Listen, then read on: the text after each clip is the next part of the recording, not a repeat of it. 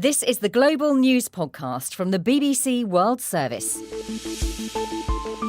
I'm Rosemary Crick, and at 14 hours GMT on Wednesday the 26th of December, these are our main stories. The presidential election in the Democratic Republic of Congo has been delayed until March in 3 areas. Reports from Yemen say a ceasefire monitoring team, including government and Houthi rebel representatives, has met for the first time in the port city of Hodeidah. Japan has been criticised after announcing that it will restart commercial whale hunting next year. Also in this podcast, there were around 250 students, and there was just one grand piano, and we had to wait in line to practice for like 10-15 minutes. The Afghan pianist determined to make music in a country torn apart by war. The Electoral Commission in the Democratic Republic of Congo says it is delaying Sunday's presidential election in 3 cities until March. The decision, in effect, cancels the vote in Beni and Butembo in North Kivu province and Yumbi in the west of the country, because the new president is due to be sworn in by the middle of January. I spoke to our Africa regional editor Will Ross and asked him what reasons are the authorities giving for a further delay. The Electoral Commission's put out a statement and it says Beni and Butembo, these are 2 cities in the east of the country where the Ebola virus is being tackled. Those 2 places will not see any voting until March. There's also quite a lot of rebel activity in that area. And also Yumbi, which is in the west of the country and on the western border.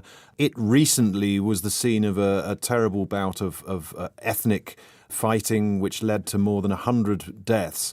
And I think the fact that the statement mentions, when it talks about terrorist activities, they're talking about the rebel groups that operate in the east. It also says that if the election was held now, that there would be an increased risk of the Ebola virus spreading because people would be heading en masse to the polling stations. This isn't going to go down well with the opposition, is it? No. Once again, the opposition will no doubt see this as another attempt to undermine their effort to win the election. These areas in the east of the country especially are opposition strongholds, and we've already heard reaction from people living in those areas who are angry and say that this cannot possibly be the real reason why the delay's been made till March. What's a bit curious is, yes, there are some local elections going on as well, so those can happen in March and then they can vote for their MPs. But the presidential election is going to happen next Sunday, this Sunday coming. Mm-hmm. The new president is due to be sworn in on January the 18th. So why on earth would they want to hold presidential elections in March when it seems their votes would be completely worthless? And just finally, what about people in the areas affected? It won't be worth their while voting, will it? Well, exactly, that point exactly. I think for the local elections, yes, that they'll have some significance, but obviously for the presidential, no. But I mean, this is yet another delay.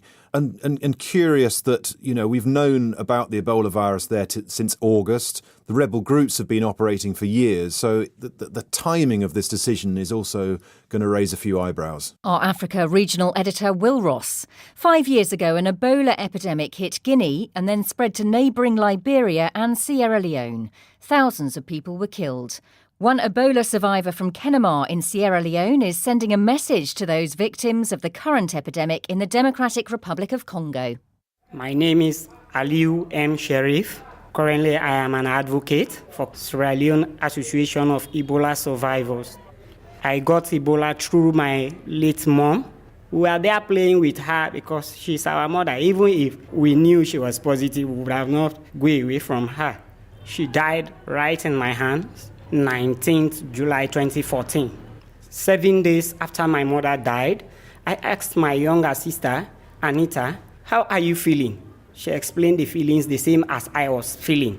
I said, oh, then it might be true that we've contacted these dangerous epidemics. Well, I was feeling hot in the body at night, certain times, then weakness in the joints. You know, normally I used to play football, but it stopped me from doing all.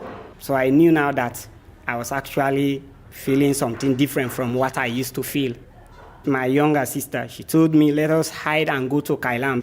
I said, but Dr. Khan has just died in Kailam. So even if we go to Kailam, if we are liable to death, let us stay here and depend on God that may save us from these epidemics. So we observed our status at like one day, and at around 3 o'clock at night, we decided to walk to government hospital, which was like for 1 hour. You see, normally it's 30 minutes, but because of the weakness in the bones now, it was more than 1 hour. After daybreak, we were tested, and after 3 days, a doctor called Dr. Rob came to me and said, "You are Ebola positive." Before I survived the Ebola, my girlfriend and I were not in speaking terms. My girlfriend left and went because I have the Ebola. I'm sorry for what is happening to people in Congo, but please, the disease cannot be cured in a room where there is no expert. I want them to not hide in their houses, come to the Ebola treatment center and be cured. You have 90% of chances surviving, but living at home, hiding, you do not even have 20% surviving. We experienced that with a lot of family, relatives and colleagues who lost their life during the Ebola scourge at home. Aliou M. Sharif, an Ebola survivor in Sierra Leone. A UN-led ceasefire monitoring team is reported to have met for the first time in the Yemeni port of Hodeidah. Details of what was discussed are yet to emerge. The team is expected to work to secure a shaky truce in the city. Alan Johnston has the details. The monitoring team is being headed by a UN-appointed retired Dutch general, and it includes representatives of both the government and the rebels. The two sides recently agreed to a truce in Hodeidah, but sporadic fighting has continued. Now the Ceasefire Monitoring Committee is reported to have held its first meeting. Its efforts to make the truce work will be hugely important. Hodeidah is a key link in the effort to ship food aid into Yemen, where millions of people are threatened by starvation. Alan Johnston. Two former presidents of Egypt, Hosni Mubarak and Mohamed Morsi, are meeting face-to-face in court for the first time today. Mr Mubarak is testifying in the retrial of Mr Morsi and other leaders of the Muslim Brotherhood. The defendants are accused of having orchestrated a prison break during the Arab Spring uprising of 2011. Sally Nabil reports from Cairo. In an unprecedented scene, former President Hosni Mubarak appeared in court to give a testimony in a case where his predecessor Mohamed Morsi is indicted. Mubarak, who is nearly 90 years old, walked into the courtroom leaning on a stick, accompanied by his two sons, while former President Morsi was in the dock with some members of his now banned Muslim Brotherhood group. Mr Morsi has already been sentenced to death by the court in Cairo, but an appeal court annulled the sentence in 2016.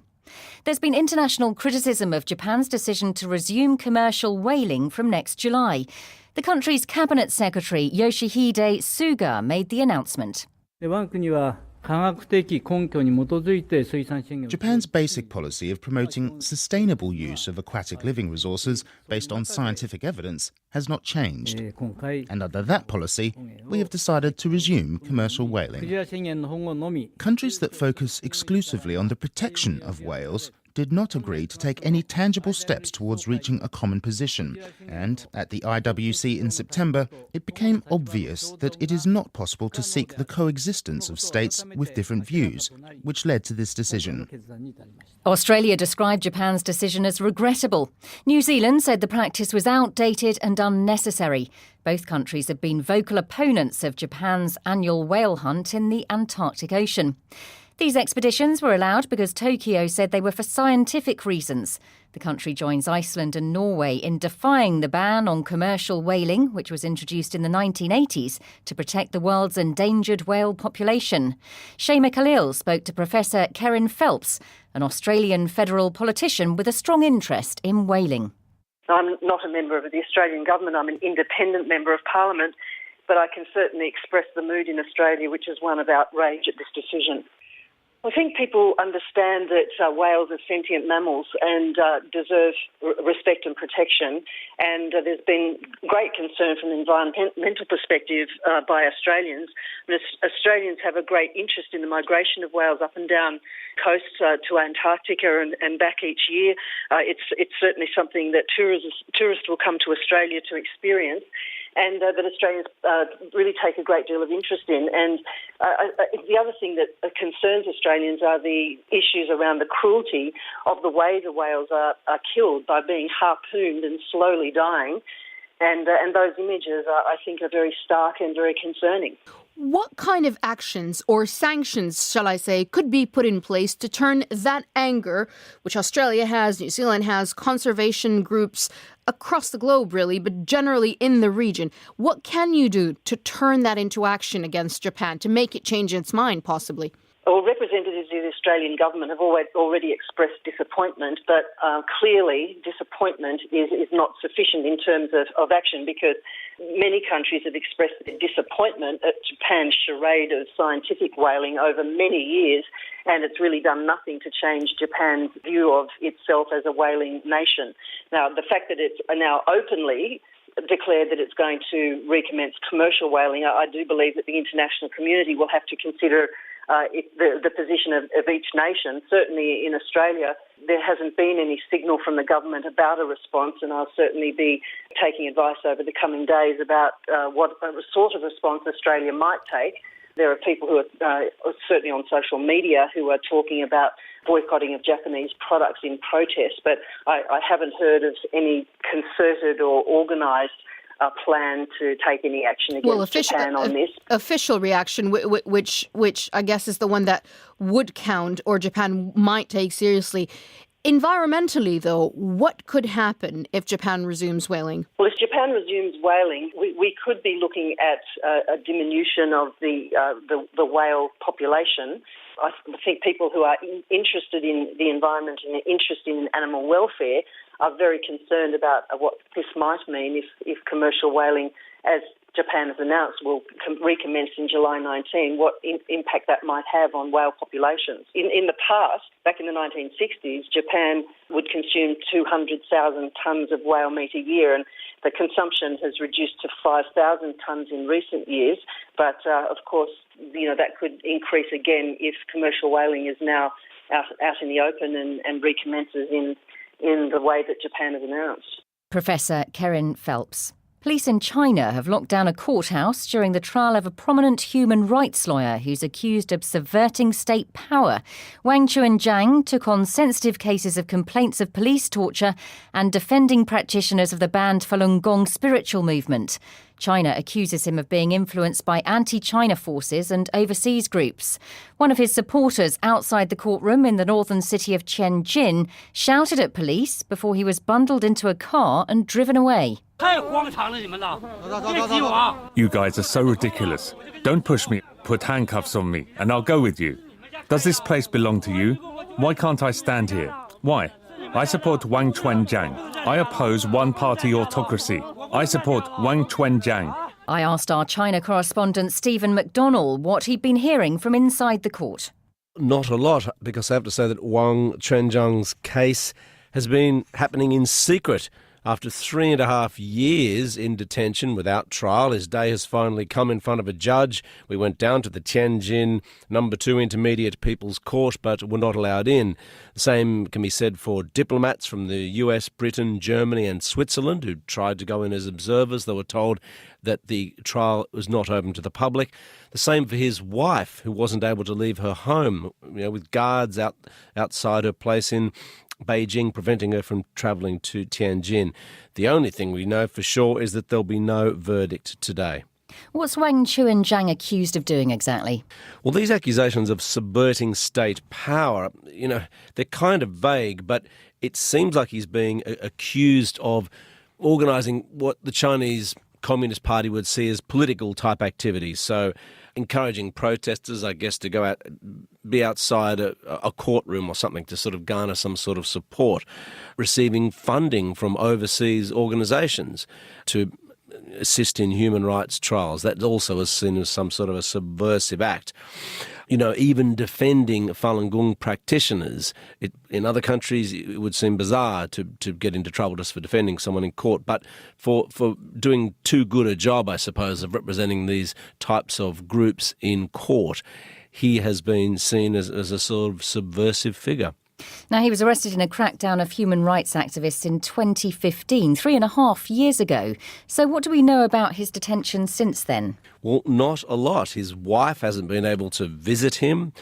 You know, her and 3 friends shaved their heads last week and went down to the court demanding that a trial finally be held. And when at one point they walked over 1,000 kilometres to Tianjin asking to see him and these other detained lawyers. So he will have quite a story to tell when he's finally released. And we think one of the reasons he's been held for so long in detention is possibly that he won't admit his guilt. Stephen McDonnell in Beijing. In Indonesia, hundreds of people are sheltering in temporary camps in the Sunda Strait area as aid organisations urge people to move to higher ground because of volcanic activity. There are fears another tsunami may strike at any moment. I am here because people said there's a possible new tsunami, so that's why I'm evacuating. People who were near the beach were running and suggested people evacuate because of fears, and that's why I rushed here. I am worried about my house and my kids. I feel uneasy thinking about my children and my grandchildren. Rosemary North is from the Red Cross. It's been a very dramatic 24 hours, actually, because yesterday our search and rescue people from the Indonesian Red Cross were asked to pause because there was a risk of a new tidal surge. And today there's been very heavy rain and flooding in parts of the coastline. We hope that now the high tides will reduce and people will feel safe enough to go back to the coasts. Of course, you never know when a tsunami is going to hit. If it's triggered close enough to the shore, there won't be enough time for a decent warning. More than 400 people are known to have been killed and an estimated 100 people are still missing. Our correspondent Samir Hashmi has been to some of the worst hit areas. I think the biggest challenge for the rescue teams has been weather. I was there with one of the teams in a region called Banten, which is in Java. And we traveled with the team. We went from one beach to another, from one location to another, and the team was essentially going through, sifting through all the debris and rubble, trying to look for more survivors or maybe even dead bodies. There are more than 100 people that are still missing in that particular region. It's been raining really heavily. There is still a tsunami warning in place until today, and there was a very high tide yesterday, so that prevented them from making much progress. How are people responding to these warnings? Are they taking action straight away? Yes, they are. I think after what happened on Saturday when the tsunami struck, people were quite shocked because there was no warning. If you look at Indonesia's history, ever since the massive tsunami that happened in 2004, there have been occasions where a tsunami alert was issued, but nothing happened. As we have come to know now that the warning system didn't work properly because the warning system that was in place had technical problems. There were funding issues, that's why they couldn't upgrade it. And the system is not equipped to read any kind of, predict any kind of tsunami generated by a volcanic eruption. So that's why people were quite shocked because they didn't see this coming. Samir Hashmi in Indonesia. Now, have a listen to this. Hi, I'm Marit Higraf, and it's been a really exciting 12 months for me because my podcast, Death in Ice Valley, has been a massive success around the world. But now it's the end of the year, and I'm feeling a little bit poetic. The year's nearly over with its hopes and its fears. What's your response to the charges against you? Honestly, I laugh at it. A year full of stories and treats for your ears. One day I was a college student worrying about my class assignments. The next I had all the entire country's press outside my college. But before it's all over, we've written a list of some brilliant things we hope you haven't missed. And I wonder what on earth happened that day. I don't think I will forget it. Not before I get answer. The Assassination, My Indian Life and Death in Ice Valley. Catch up now, and there'll be lots of new podcasts from the BBC World Service in 2019. The US President Donald Trump has ordered a vast expansion of commercial logging on federal land to try to reduce the risk of wildfires. The decision, which has been criticised by some environmentalists, comes at the end of a year when California recorded its deadliest and most destructive ever wildfire. The blaze ravaged the town of Paradise, leaving 86 people dead and 3 missing. In focusing on logging as the solution, the Trump administration made no mention of climate change, which his own scientists say is making fires worse. Our correspondent James Cook, who reported from Paradise while the fire was raging, has returned to the town. When I first came to Paradise, fire was still raging around the town.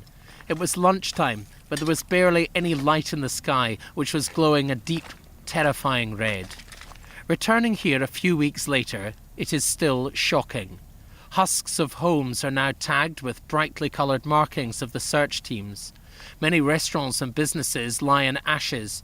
Right now, I'm standing inside the enormous, charred shell of a huge supermarket, a mass of twisted metal and splintered timber. Paradise now is the stuff of nightmares.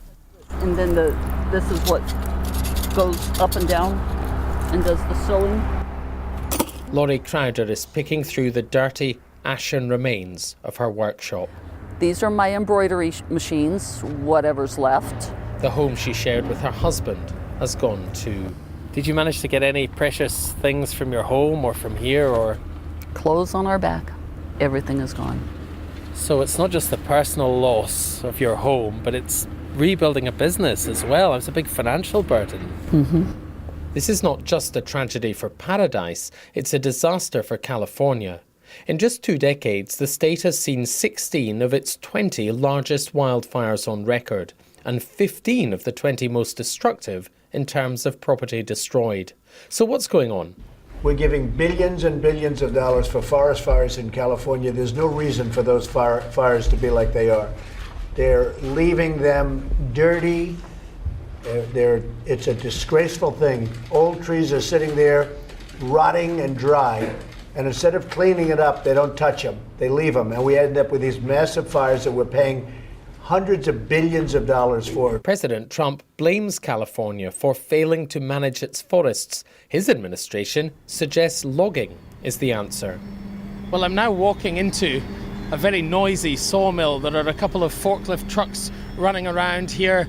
There is a maze of conveyor belts and blades slicing up the timber. And what's striking is how complex this is. It's full of computers assessing the grade of the wood as it whirs through. This isn't just a crowd of guys with chainsaws.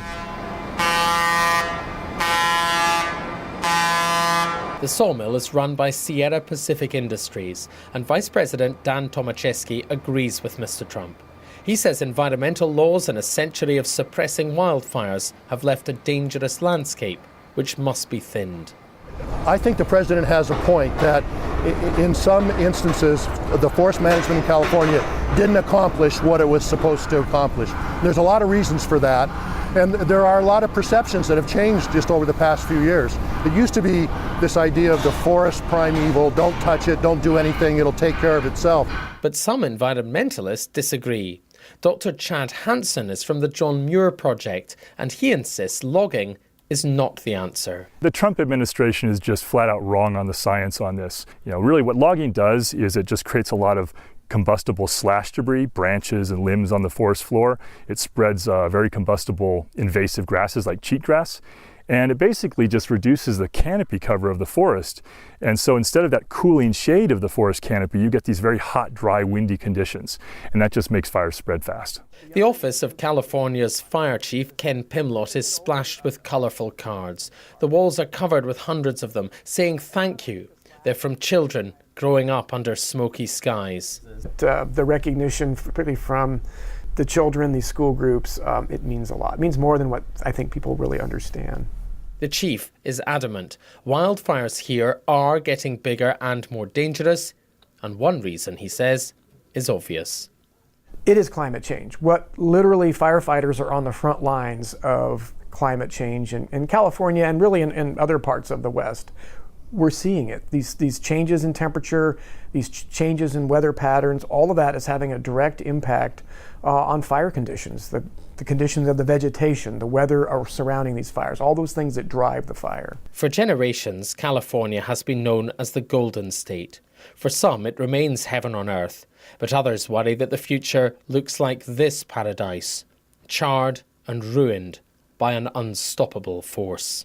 James Cook reporting from the Californian town of Paradise. Over the last few years, Venezuela has become one of the poorest countries in South America, despite having one of the largest oil reserves. Hyperinflation and mass unemployment have meant that tens of thousands of Venezuelans have left to seek out a better future in Brazil and Colombia.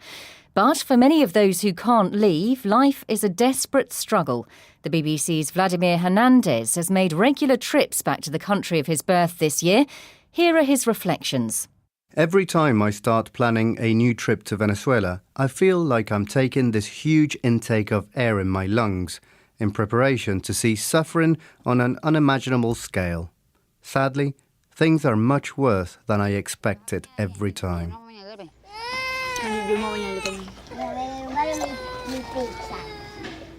Venezuela is a hungry place. In this last year, I've been back several times to the country where I grew up and seen babies incredibly malnourished, sometimes literally with almost only skin and bones. I've seen their mothers with almost no tears left after who knows how many nights crying in despair for being unable to feed their children. I've seen tough and hardened children living off scraps in the streets.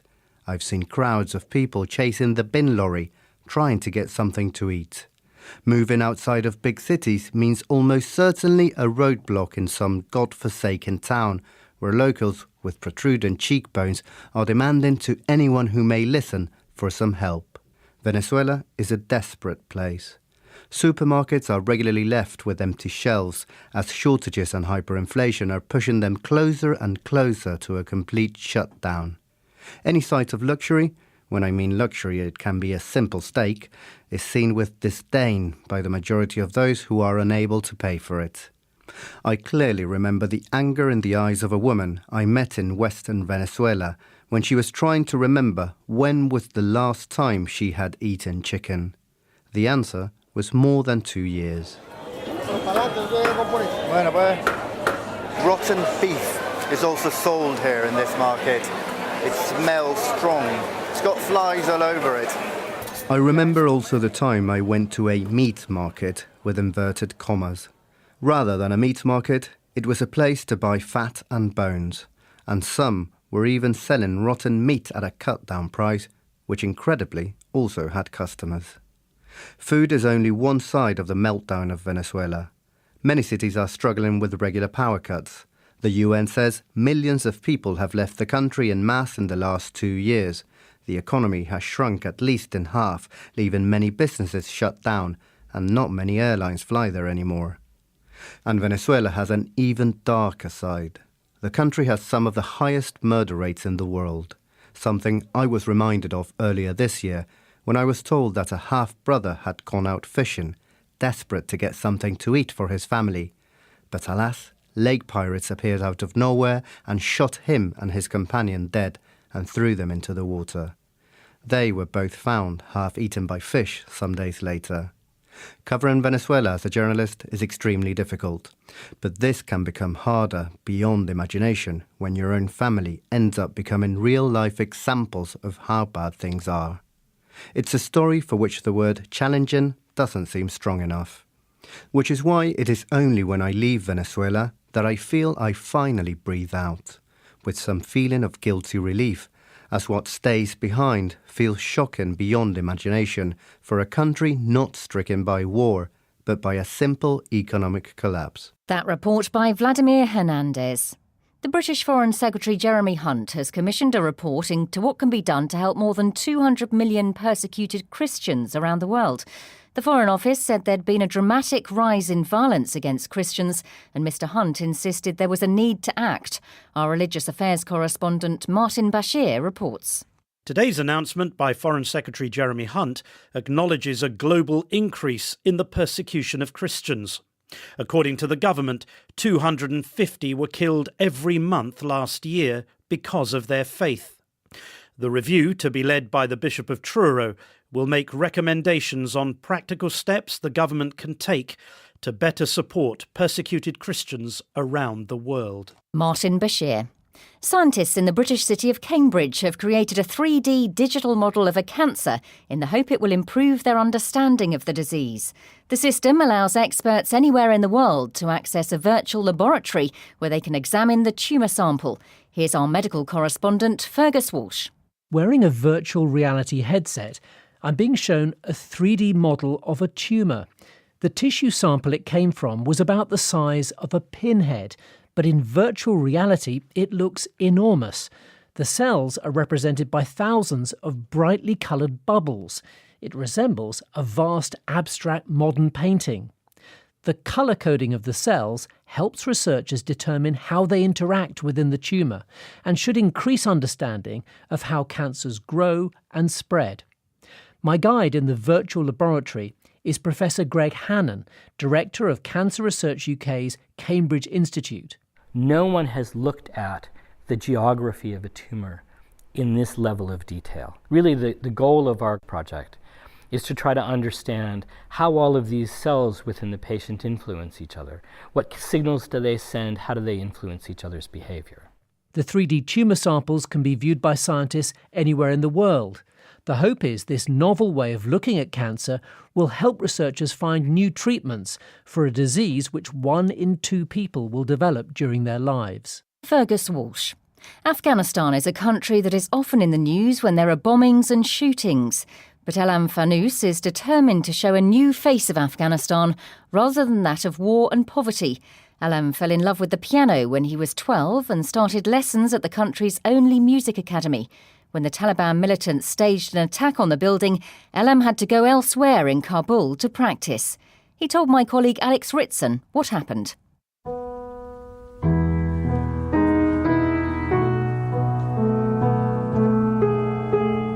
Back then there were around 200 to 250 students, and the instrument there was just one grand piano, and we had to wait in lines to practice for like 10-15 minutes. 10 or 15 minutes? So how often could you do that when there was so much competition? I couldn't do it much, but I had to stay after school. Then that way I could have more time to practice. So I would stay until 6, 7, which was pretty unusual for a person as young as my age. And also in Afghanistan, it's not like New York City or London to stay out late. But I had to stay. That way I could get some practicing done.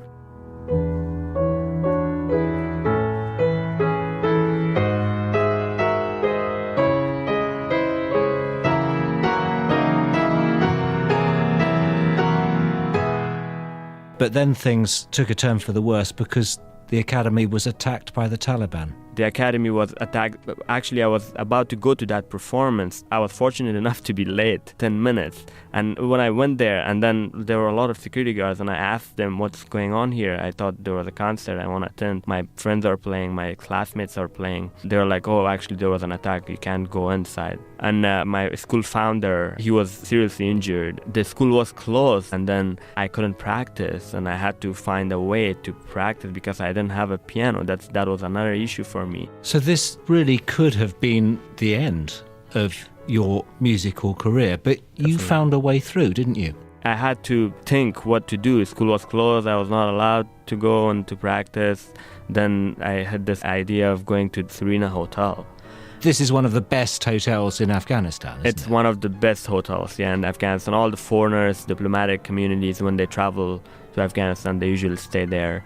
And there's a baby grand piano, Yamaha. And you just walked in and started playing? It was actually pretty hard security-wise, but one of my friends, he was staying there, and then he invited me. So you sort of bluffed your way in and then went and sat at the piano? Yeah, I just jumped in. I was like, wow, this is a great opportunity. If I wanted to practice, I wanted to touch the piano and to let those extremists know that we won't be silent.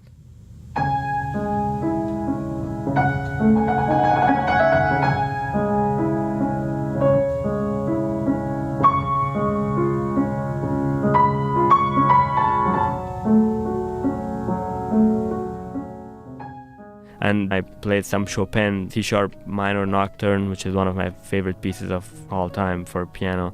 But as soon as I started playing, and then the security guards rushed, they were like, oh, what's going on? And then after a few minutes, they calmed down. They saw that everything is okay, going well. I just play an instrument, which is piano.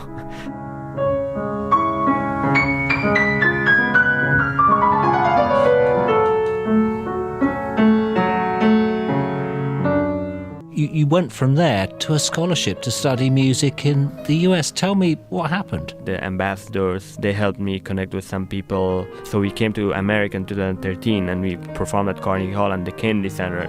I got to know some people here in the US, and all these people, they all helped me in different ways. And then I applied to Manhattan School of Music and Hunter College in New York City, which I got admission to both.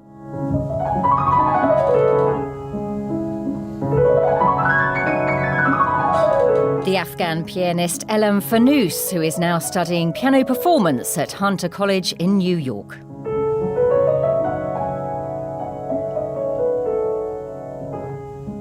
And that's all from us for now, but there will be an updated version of the Global News podcast later.